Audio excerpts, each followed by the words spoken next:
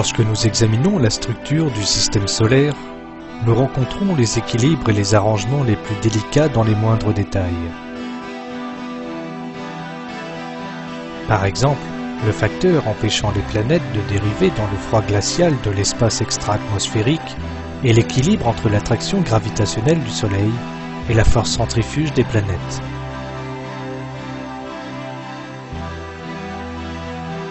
En raison de son énorme attraction gravitationnelle, le Soleil attire toutes les planètes vers lui. Les planètes échappent à cette attraction grâce à la force centrifuge transmise par leur orbite. Si les planètes orbitaient autour du Soleil, juste un peu plus lentement, alors elles seraient vite attirées par lui et seraient alors englouties dans une énorme boule de feu. L'inverse peut aussi être possible.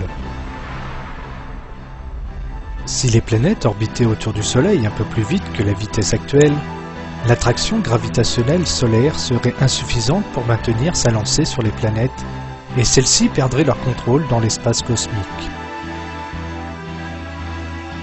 Pourtant, cet équilibre extrêmement délicat fonctionne d'une manière parfaite à chaque seconde. Il est aussi remarquable de constater que l'ordre en question a été établi de façon indépendante pour chaque planète. C'est parce que les planètes sont toutes à des distances très différentes du Soleil. Leurs masses sont aussi très différentes. Cela signifie qu'elles évoluent toutes à des vitesses différentes. Pourtant, aucun de ces détails ne cause un quelconque affaiblissement dans l'ordre immaculé en question.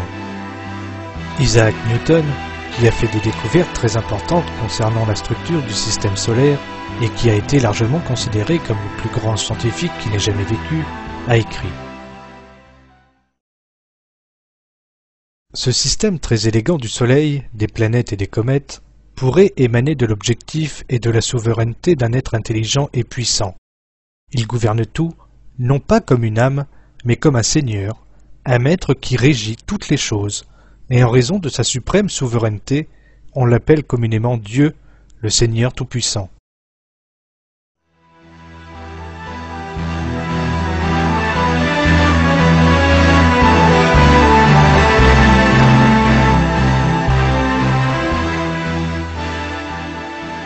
La position de la Terre dans le système solaire révèle aussi une création parfaite. Chaque planète et chaque système ont leurs propres fonctions complémentaires.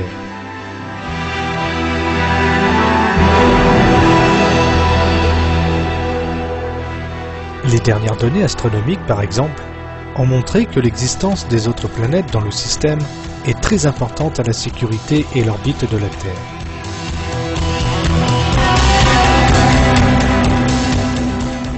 La position de la planète Jupiter en est un exemple. Jupiter est la plus grande planète dans le système solaire et sa présence garantit l'équilibre et le maintien de la Terre. Les calculs astrophysiques ont révélé que l'orbite de la planète Jupiter garde les orbites des autres planètes, aussi bien que celui de la Terre, ferme. Une deuxième façon dont Jupiter protège la Terre est décrite par le planétologiste George Wetherill dans un article intitulé « De quelle manière Jupiter est-elle spéciale ?»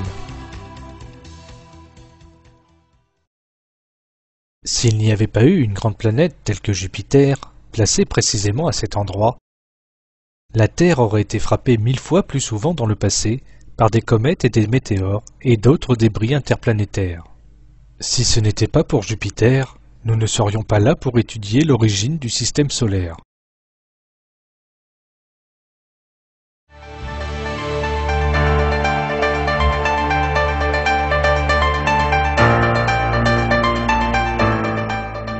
La Terre possède une température spécifique grâce à laquelle les formes de vie complexes, les êtres humains particulièrement, peuvent y respirer et y survivre.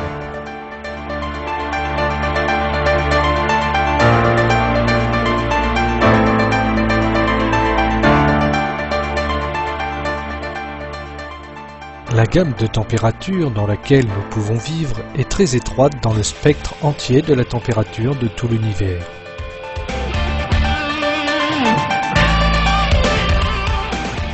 Et cette gamme étroite est exactement celle qui est présente sur la Terre.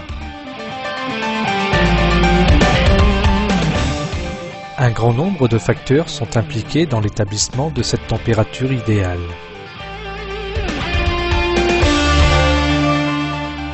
L'un d'entre eux est la distance entre la Terre et le Soleil.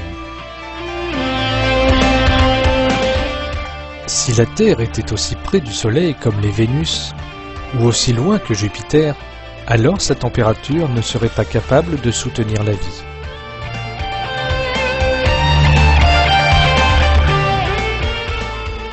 La maintenance de cette gamme de température est de près rattachée à l'énergie thermale émise par le Soleil, aussi bien que la distance entre celui-ci et la Terre.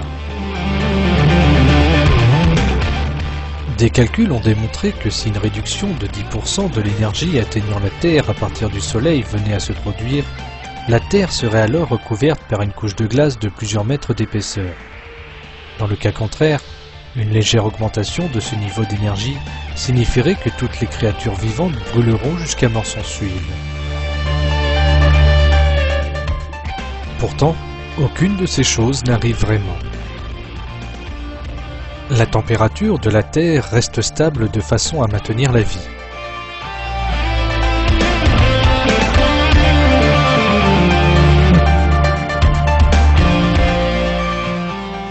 La grande vitesse à laquelle la Terre tourne autour de son propre axe aide cette chaleur à être uniformément distribuée.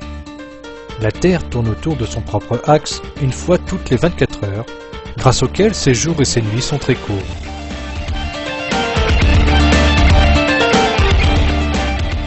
Cela signifie que la différence de température entre le jour et la nuit est très petite.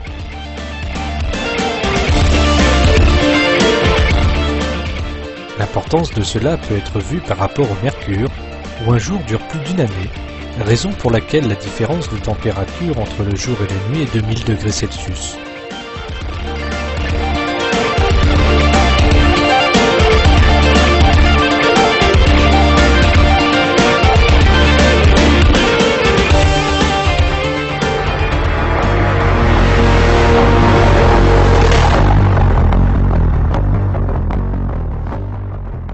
Ce que vous regardez maintenant sur l'écran a été extrait d'un film qui a été le sujet d'un grand intérêt au cinéma partout dans le monde, et celui qui a provoqué une énorme réaction, le jour d'après.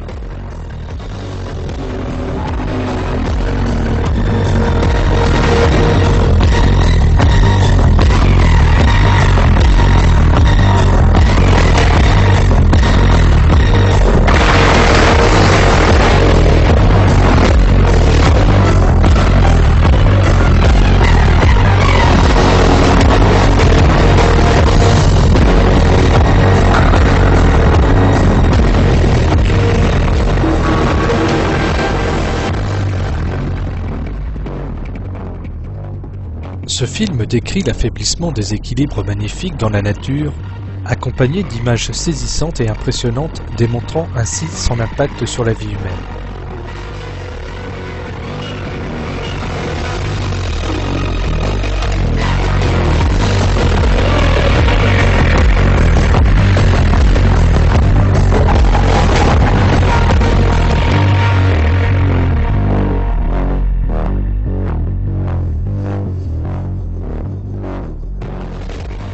Le jour d'après est fondé sur des faits concrets, une image de désastre global et le sujet de discussions intenses.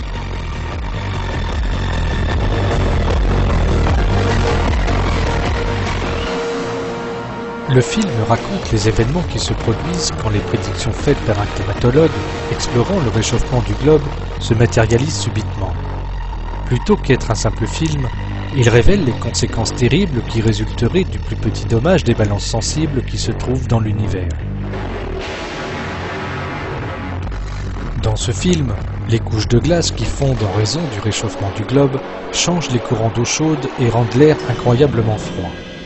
Les chutes de neige tombent sans arrêt pendant 24 heures, les êtres humains meurent de froid, Les énormes blocs de glace tombent du ciel et des tornades entraînent des dévastations de tous les côtés.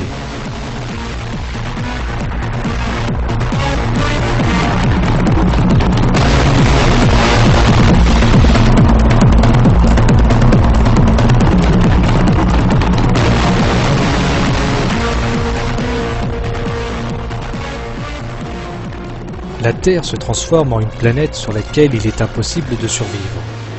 Ces images sont excellentes pour démontrer le type de désastre, comme décrit dans le film, qui attend l'humanité et toutes les créatures vivantes au cas où l'équilibre protégeant tous les équilibres délicats sur la Terre est diminué.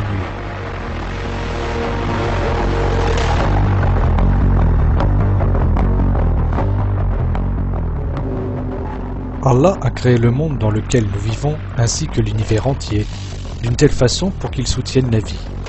C'est une de ses bénédictions et clémence à l'encontre de ses serviteurs.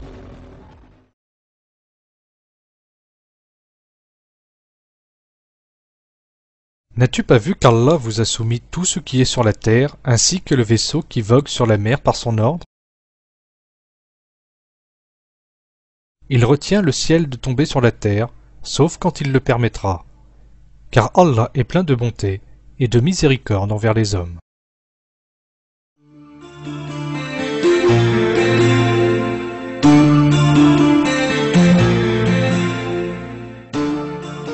Ce que nous avons vu pour l'instant est juste une partie des équilibres essentiels pour la vie sur la Terre.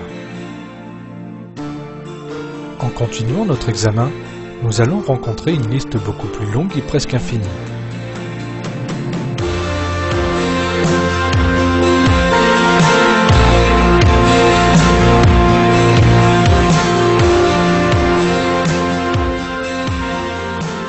L'effet de l'attraction entre la Lune et la Terre.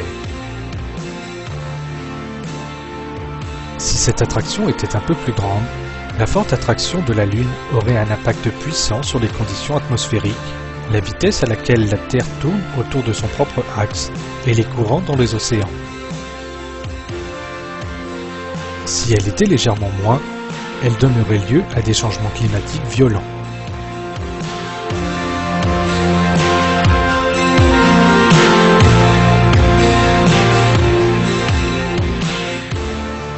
Le champ magnétique de la Terre.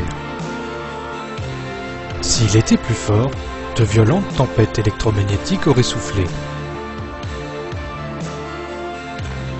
S'il était un peu plus faible, la Terre n'aurait aucune défense contre les particules malfaisantes émises par le Soleil et connues comme les vents solaires.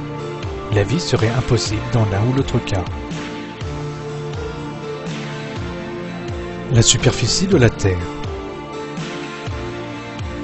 Si la Terre était un peu plus petite, la gravité se serait considérablement affaiblie et serait incapable de maintenir l'atmosphère autour d'elle. Si la Terre était un peu plus grande, la gravité serait beaucoup plus forte et l'atmosphère deviendrait mortelle puisqu'elle piégerait différents gaz intoxicants.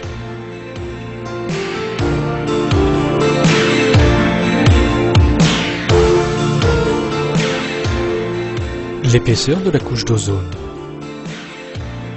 Si elle était plus épaisse, les températures sur la Terre chuteraient énormément.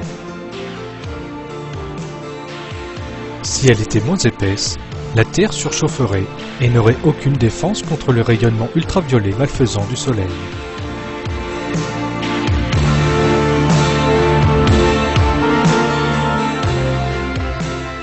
L'activité sismique. Si elle était plus grande, les créatures vivantes seraient exposées à une destruction constante.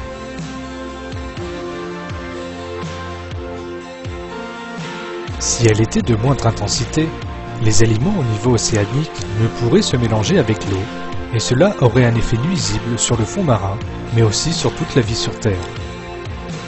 La liste continue.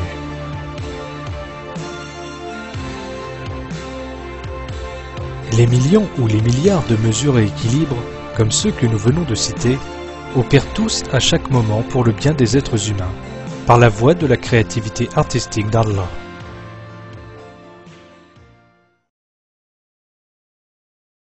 Allah, c'est lui qui a créé les cieux et la terre et qui du ciel a fait descendre l'eau, grâce à laquelle il a produit des fruits pour vous nourrir. Il a soumis à votre service les vaisseaux qui, par son ordre, voguent sur la mer, et il a soumis à votre service les rivières. Et pour vous, il a assujetti le soleil et la lune à une perpétuelle révolution, et il vous a assujetti la nuit et le jour.